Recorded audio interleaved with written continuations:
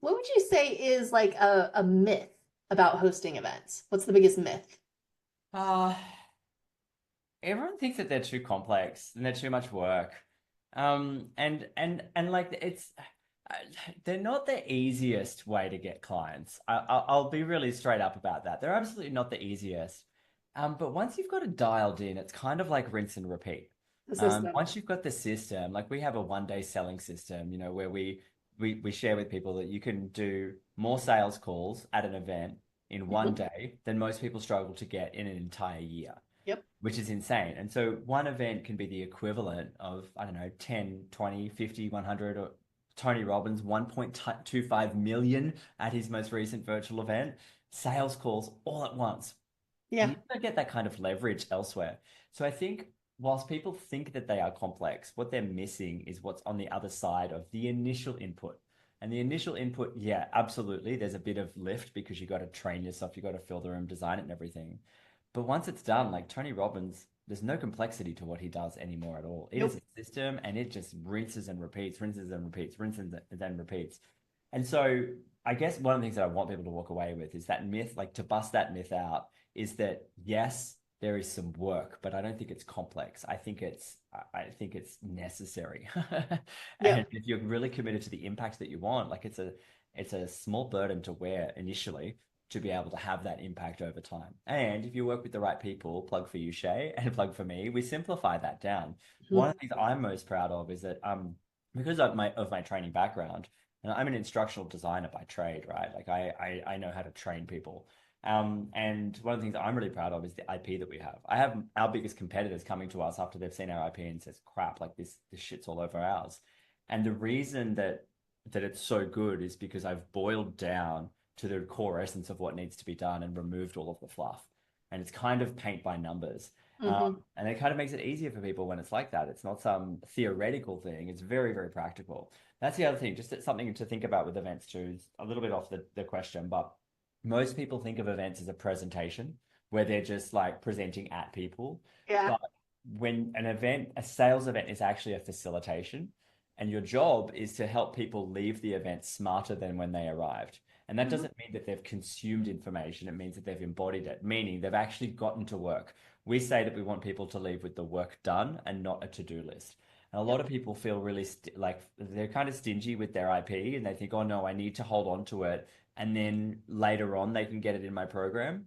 But the way I look at it is you give everything at your event. You want to kind of show them just how powerful you are. And then people go, man, this is amazing. And then I want to work with that person and to go further on. If they want to leave with what the work that they've done, that's okay as well. Not everyone's ready to buy, but yeah.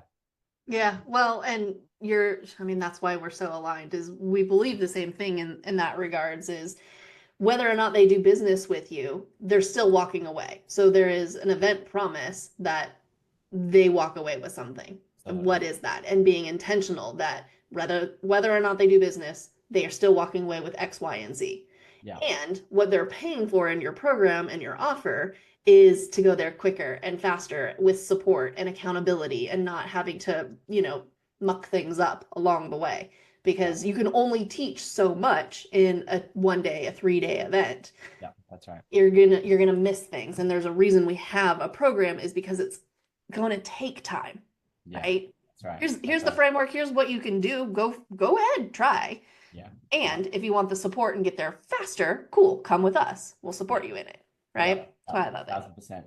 Here's the other thing as well. So I think also this is maybe another myth is that I need to be a really good salesperson to be able to sell from stage. Yeah. And also selling is slimy and sleazy. We've kind of been ruined a little bit and we've got a bit of a bad rap as an industry because of the old straight line sellers like pressure, pressure, pressure, buy, buy, run to the Or back of the room. If you don't do the this, you're a piece of crap. sales, right? Where it's like one person, next person, and everybody's selling something. It's Yes, like, oh yes, my yes. gosh, no. Yeah, yeah. And look, I'm really clear that there's only like one person really selling at my events, and that's me. I might have one other speaker that I allow to sell from my stage, but I'm really cognizant of the fact that the people in the room, they're not just there to be milked, and we don't want them to just like, yeah, we don't want them all to open their wallets and just throw money everywhere because, well, we don't want it to appear like that. Obviously, we want the money, right? But we're not pumping them for everything that they're worth. And I think a lot of people make the mistake of just signing up anyone with a credit card and a heartbeat. And that's not how we do things at our events anyway. I call this, I take people up to what I call the line of decision demarcation. And what that is that people are afraid to make decisions. And so it's our job to facilitate them making the right decision for them. Now, that may mean that they get up to the line of decision demarcation and step forward and make that decision. It also might mean that they step back. I'll give you an example. I was we do some JVs with people as well. So I'll co-facilitate their event. I'll do the pitch from stage and so on. And so I was selling at this client's event, and there was one particular woman that I was having an objection handling conversation with, and I handled every objection. There was no which way that she could have gotten out of at that point saying yes because I had handled everything. But what happened was her fear was driving the conversation. So we Mm. got up to this line of decision demarcation, and I saw it in her eyes, and I just said, you know what? I actually cannot sell this to you. I'm not going to sell this offer to you. The look of shock on her face, followed by immediate relief, was palpable. And she's like, wait, why? And I'm like, because you're not ready for it. Like, your fear right now is driving you. We've spent 20 minutes having a conversation. By the way, everyone, I'm having a conversation with all of you as I'm doing this. I hope you notice that.